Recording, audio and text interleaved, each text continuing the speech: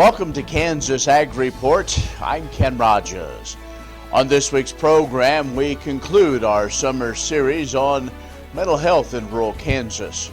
Walt Hill, Executive Director of High Plains Mental Health Center, talks suicide. And we also recap what we've discussed during this series.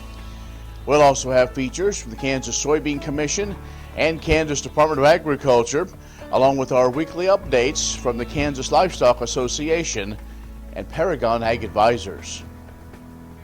The Kansas Ag Report brought to you in part by Kansas Farm Bureau, a grassroots organization representing the state's farmers and ranchers since 1919, kfb.org.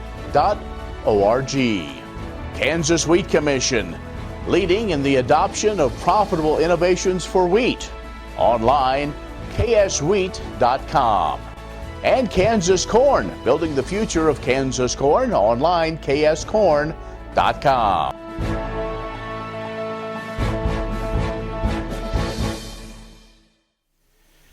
And agricultural news from agview.net. The Department of Labor has issued a proposed rule to modernize the H-2A program. These proposed changes are responsive to stakeholders' concerns and expected to enhance employer access to a legal source of agricultural labor while maintaining protection for the U.S. workforce as well as enforcement against fraud and abuse. The proposal includes requiring the use of electronic filing of applications for temporary employment certification to help reduce the cost and burden. It replaces the 50% rule with a 30-day rule requiring employers to provide employment for eligible U.S. workers for 30 calendar days from the employer's first date of need, that also allows a staggered entry of H-2A workers. Now, this staggered entry would allow employers to bring in non-immigrant workers to the U.S. anytime up to 120 days from the state of the date of need. The rule is intended to give employers flexibility to accommodate changing weather as well as production conditions. Additionally, the proposed rule would revise the methodology that's used to establish the prevailing wage. The department is proposing calculating wage rates by agricultural occupation. The Federal Motor Carrier Safety Administration announcing it's looking for public comments on potential revisions to agricultural commodity or livestock definitions in its hours of service regulations. Currently, states determine their harvesting and planting seasons, and drivers who transport agricultural commodities, including livestock, are exempt from the hours of service requirements from the source of the commodity to any location within a 150-mile radius. Now, this advanced rule puts together by the FMCSA would redo the definition of livestock and agriculture commodities in order to make sure that the exemption is consistent. Agriculture information on your computer or mobile device. News and views on grains, livestock, policy, and opinions from newsmakers can be found by liking AgView on Facebook, and on Twitter, follow AgView News. A reliable and relevant source, agview.net. Kansas Ag Report brought to you in part by Oldie Seed Farms, carrying soil-specific seed. Find them on the web, oldeseed.com. That's OHLDE seed.com. Kansas Livestock Association, supporting members' business interests and meeting consumer demands. KLA.org. Grass and Grain, online or in the mail, keeping Kansas farmers informed for over 60 years. Grassandgrain.com. And Kansas Grain Sorghum, growers working together. More at ksgrainsorghum.org. Next time you see a beautiful field of corn, reach out and thank the farmers who work tirelessly to raise corn for livestock feed, renewable fuels, and exports to feed a growing world population. The farmers on the Kansas Corn Commission work for Kansas Corn with grower-funded checkoff dollars that support foreign and domestic market development, research, promotion, and education to expand opportunities for Kansas farmers. To learn more, visit kscorn.com. What if U.S. soybean oil were an industry sensation? If end users started asking for it by name? That future is here. The time is now. To meet customer demands, the Soybean Checkoff is investing in varieties that produce oil with increased functionality. A message from the Kansas Soybean Commission, the Soybean Checkoff. Progress powered by Kansas farmers.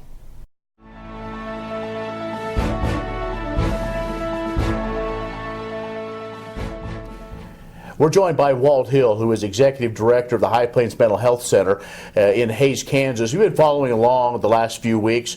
We've been talking about mental health, dealing with agricultural mental health, those on the farm and ranch, but also rural Kansas, and just kind of the general overall state of what's going on. And Walt, this time around, probably one of the toughest subjects to talk about is, and we've kind of maybe danced around it a little bit. We talk about some mental health concerns, but one of those is death, is suicide. Yes. Unfortunately, depression and some severe mental health problems, if untreated, can wind up with someone totally losing hope and taking their own life. It's unfortunate, but it's a reality. It's a fairly, statistically, we see more folks involved in farming and timber and fishing occupations committing suicide than any other occupation. Folks in our part of the country, the suicide rates are higher. It doesn't have to be. There is hope. People can get treated, but unfortunately people do take their own lives, and it's their own decision. People around them should not feel guilty or responsible. People make those decisions on their own. We hope to get them help, but I've had people in my life who have committed suicide or attempted, and it's very difficult, but you can't feel responsible. You can feel very badly when it happens. Families feel very badly. It's hard to talk about, but sometimes it's the most important thing to talk about and not keep it as a family secret. I know in my family, some situations were such that it was a family secret. We have to talk about it or it's going to continue. There are support groups. They're around churches. Various organizations have support groups for family members who have lost someone to suicide. Sometimes going to a counselor themselves when you experience this, because people feel guilt that it's their responsibility. The most important thing is we, as a community, give the message that there is hope, that we train people to recognize the signs and symptoms, get people the help if at all possible, ask the difficult question. And this is probably the most difficult thing I'm going to say, is it's okay to ask someone, are you feeling like hurting yourself? Are you feeling like committing suicide? It's the last thing that people are going to ask, but it's the most important thing, and you cannot avoid it because you may save someone's life by asking that question. And if you hear that request for hope, maybe in a different form than something outright, we need to take those seriously, even if you think it may be, he's just joking, she's just joking. May not be. Never take it as a joke.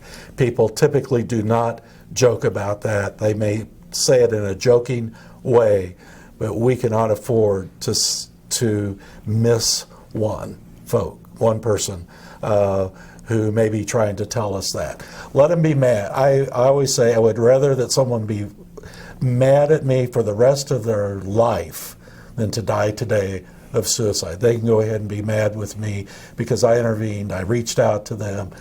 I said, are you okay? Are you going to hurt yourself? And I get them help. They may hate me the rest of their life, but at least they're alive. And there's a suicide prevention hotline as well.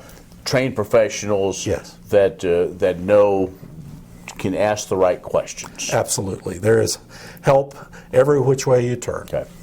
Walt Hill, who is Executive Director of the High Plains Mental Health Center in Hays, has joined us. We'll have more coming up. Kansas Ag Report brought to you in part by Kansas Farm Bureau, a grassroots organization representing the state's farmers and ranchers since 1919. KFB.org. Kansas Wheat Commission, leaders in the adoption of profitable innovations for wheat. And AgView.net, covering news and views in the Beef Belt and Western Corn Belt. Reliable and relevant, AgView.net. Hello, I'm Dr. Frank Lyons from Kansas Regenerative Medicine Center here in Manhattan, Kansas. Daryl was one of our patients that we did about 7 months ago. I dug trees by hand for years and years and years. In the process, I wore out my rotator cuff. But when I learned about this process, I thought if there's a way to get rid of this pain, then I want to do it. So we did it, and it worked. I'm not going to go out and take trees with a shovel anymore, but I can do the things that I want to do now.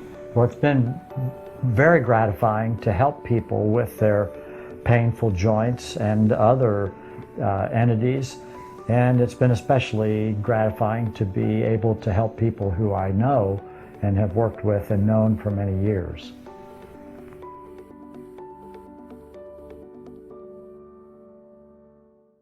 You don't have to be a farmer or rancher to become a Kansas Farm Bureau member. Anyone can join.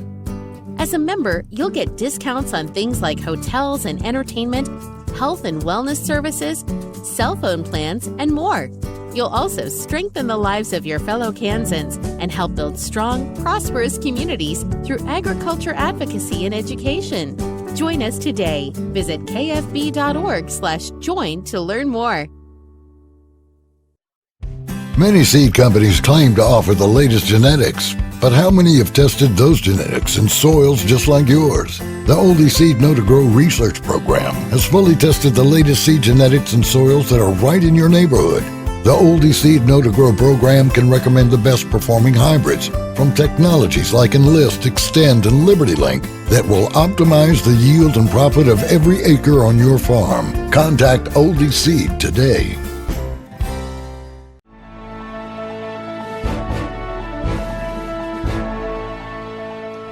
And Walt Hill from the High Plains Mental Health Center in Hayes is joining us once again. We're wrapping up our conversation with him over the last few weeks, talking about just really mental health issues, primarily in agriculture and maybe rural Kansas, but really could affect everybody, Walt. And so let's maybe kind of wrap it all up, and again with our focus being on what's going on in our farming communities. If you're involved in agriculture, you've got to be optimistic. Right. But sometimes even the most optimists have some challenges, and Absolutely. so kind of wrap all the things we've talked about over the last few weeks in as we move forward. Agriculture is a pretty stressful occupation. You don't have control over a lot of the factors that go into it. Mental health problems often arise when people are under such substantial stress for a period of time. They begin to wear down and have symptoms of depression, anxiety, trouble thinking. But there is help. 1 in 5 people across our country at one time in their life is going to have a diagnosable mental health problem. It's not a moral weakness, it's a medical condition, and it can be treated. Vast majority of people who seek treatment get much better. 80%, 90% of people who come to us say they feel much better, they've gotten help, it's taken care of almost all the problem they've had. The key is to walk in the front door, to take that longest step, and it will feel sometimes like the most difficult step, but it's the most important step to come to get help. Okay, well, so again, as we have said, you're located in northwest Kansas, but there are mental health facilities, mental health centers all over the state of Kansas. So folks listening and watching, maybe in a different part of the state, is the best way to do just kind of Google it and then find something that way? You can go Google your county and mental health. You can Google Association of Community Mental Health Centers of Kansas, and you'll come up with their website, and it lists all the mental health centers in the state and their contact information. Look in your phone book. Most mental health centers advertise or at least are listed under mental health. If you're in our 20 counties, call 1-800-432-0333, and we have offices throughout the 20 counties of our area. Even if you aren't in our area, if all you have is that phone number, call us and we can help get you connected if you're in Pittsburgh or Independence or Hiawatha. Okay. Very good. Well, Walt, again, we appreciate the time that you've given us to kind of talk about these very important issues, so thanks. Thank you, Ken. I appreciate your interest in this. This is really important. Walt Hill, the Executive Director of the High Plains Mental Health Center in Hays, has joined us. And again, mental health is important, and it's a big first step just to say, hey, I need some help. There are folks there to help you. Stay with us. We'll have more coming up. Agriculture information on your computer or mobile device. News and views on grains, livestock, policy, and opinions from newsmakers can be found by liking AgView on Facebook, and on Twitter, follow AgView News, a reliable and relevant source, agview.net. What does a brighter, more sustainable future look like in our cities and towns, and how do we get there? When New York needed an alternative fuel source to reduce carbon emissions, the city found what it needed in biodiesel made from U.S. soybean oil.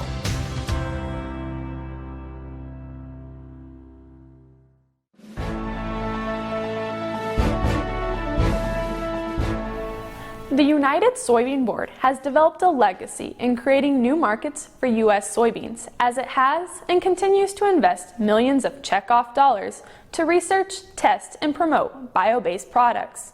These innovative ideas have come to life through biodiesel, cleaning supplies, and household cabinetry, including soy plywood.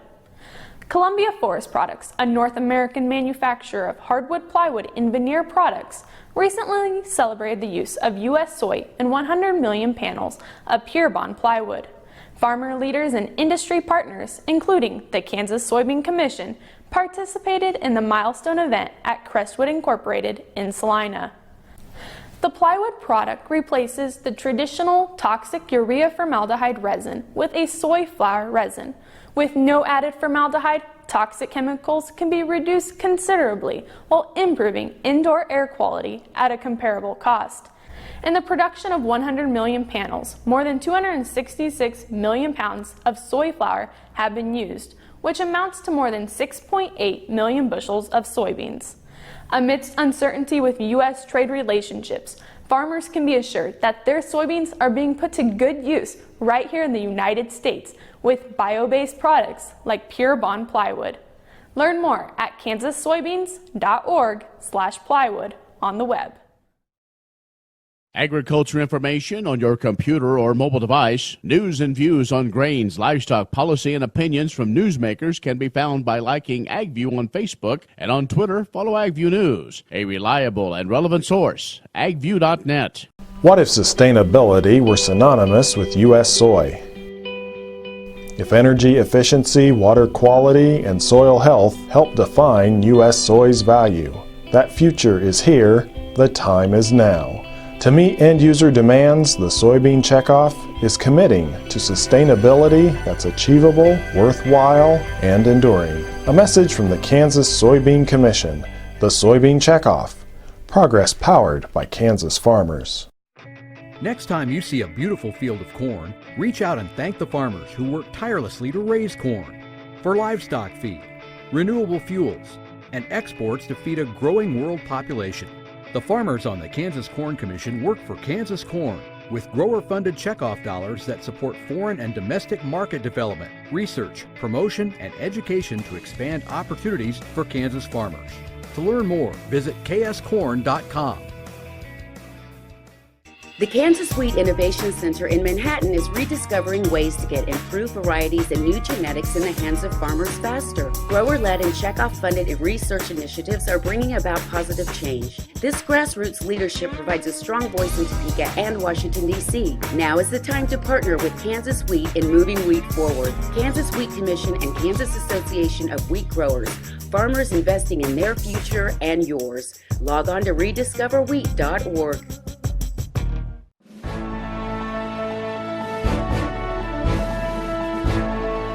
Do your weekend plans include a local farmers market? It's summer in Kansas, which means farmers markets are in full swing across the state. And I invite you to join me and thousands of other Kansans who enjoy fresh, locally grown produce, along with a variety of other products made by local artisans. Farmers markets have grown to be a visible and important link between producers and consumers of Kansas products, and they provide farmers, particularly those from small and mid-sized farms, the ability to cultivate closer relationships with their customers. The Kansas Department of Agriculture, through the From the Land of Kansas trademark program, works with more than 50 registered farmers markets, providing informational opportunities like state and regional workshops and online marketing resources. KDA also assists the farmers markets with food safety best practices and promotes the markets across the state. USDA grants have helped provide additional marketing tools over the last several years. Farmers markets have been growing in popularity, and they serve as a vital part of the culture of local communities. They also keep revenue in those local communities, which helps to strengthen small business and the local economies. Farmers markets and the Kansas farmers whom you'll find there contribute to the health, well-being, and quality of life in Kansas. And of course, shopping at farmers markets can be lots of fun. You can enjoy the variety of offerings, have a conversation with the local farmer, and some farmers markets even have live music in the key part of the season. If you don't know where your nearest farmers market is, you can find an interactive map at FromTheLandOfKansas.com that will direct you to a farmers market in your area. I hope we'll meet you at the market this summer.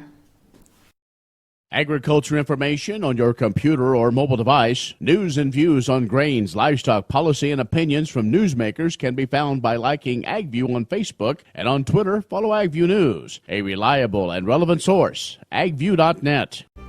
Kim Mannering with Hardy Insurance. Today we will talk about employee safety and work comp coverage. On your farm, do you ask your friends to come help? Are they considered employees or neighbors helping neighbors? Did you know that you can be held responsible just as if it's a work comp accident? Give me a call. We can discuss.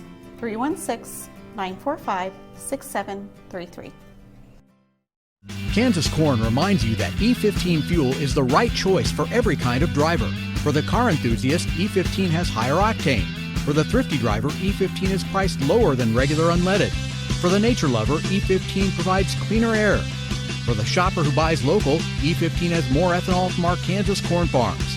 Choose E15 for a higher octane, lower price, cleaner American fuel. Message from the Kansas Corn Commission. Learn more at kscorn.com. Premier Farm & Home has what you need to make your lawn the best in the neighborhood. Hi, I'm Ken. We choose Premier Farm & Home for the professional look that we do ourselves. Feel free to stop in. You can also visit our website at heycow.com.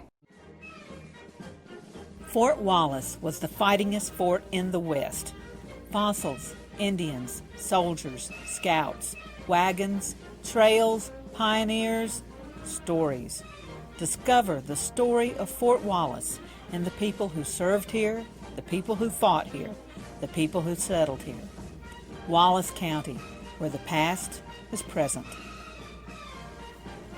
Kansas Farm Bureau, the voice of agriculture, represents grassroots agriculture. The state's largest and most powerful farm organization stands up for its members through leadership development, agriculture education, legal defense, environmental advocacy, farm safety, and risk management. Members also enjoy money-saving benefits. To join our organization today or to learn more, go to www.kfb.org or find us on Facebook and Twitter.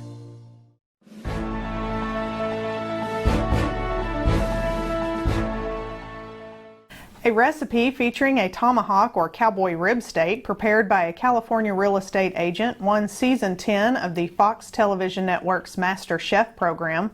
Sarah Faraday, a home chef and transplanted Texan, was named the winner with her recipe for tomahawk steak with grilled Brussels sprouts and sweet potato puree.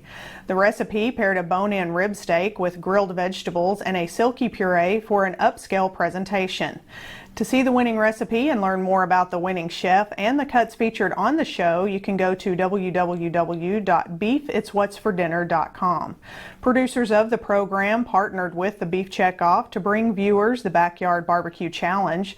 The program aired July 18th to a nationwide audience on Fox. Featuring Beef It's What's for Dinner on one of television's most popular cooking shows put beef at the forefront for millions of consumers. Research shows when consumers see easy, enticing ways to incorporate beef into meals, they are more likely to purchase it. Partnering with Master Chef is one way checkoff dollars are being used to promote beef in innovative and creative ways. Funding for this promotion was provided by the Federation of State Beef Councils, which includes the Kansas Beef Council. Agriculture information on your computer or mobile device. News and views on grains, livestock, policy, and opinions from newsmakers can be found by liking AgView on Facebook, and on Twitter, follow AgView News, a reliable and relevant source, agview.net. Many seed companies claim to offer the latest genetics, but how many have tested those genetics in soils just like yours? The Oldie Seed Know to Grow research program has fully tested the latest seed genetics in soils that are right in your neighborhood. The Oldie Seed Know to Grow program can recommend the best performing hybrids from technologies like Enlist, Extend, and LibertyLink that will optimize the yield and profit of every acre on your farm. Contact Oldie Seed today. Kim Mannering with Hardy Insurance. Today we will talk about umbrella coverage. Did you know that if your cattle get out, you could be held liable for that? Call me. Let's have a discussion. 316-945-6733.